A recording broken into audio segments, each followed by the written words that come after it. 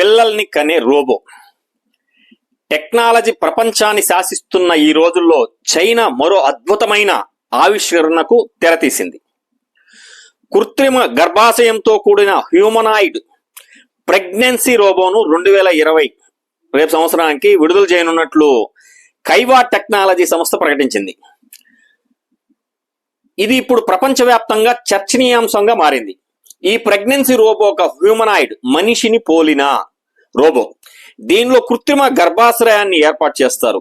ఈ గర్భాశయం మనిషి గర్భాశయం మాదిరిగానే పనిచేస్తుంది. దీనిలో ఒక పిండాన్ని ప్రవేశపెట్టి నవమాసాలు బిడ్డ ఎదిగేందుకు అవసరమైన పోషకాలను, వాతావరణాన్ని అందిస్తుంది. ఇది గర్భం దాల్చినప్పటి నుండి ప్రసవం వరకు మొత్తం ప్రక్రియను స్వయంచాలకంగా నిర్వహిస్తుంది ఈ రోబో. ఈ టెక్నాలజీ ముఖ్యంగా సంతానలేమితో బాధపడుతున్న జంటలకు ఒక కొత్త ఆశను అందిస్తుంది. సాంప్రదాయ పద్ధతుల్లో సరోగసి, అద్దె గర్భం చాలా ఖర్చుతో కూడుకున్నది మరియు కొన్ని దేశాల్లో చట్టపరమైన ఇబ్బందులు ఉంటాయి. ఈ రోబోతో ఆ సమస్యలు ఉండవని కైవా టెక్నాలజీ ఈ రోబో ధరను సుమారు 13 లక్షలు ఉంటుందని ప్రకటించింది.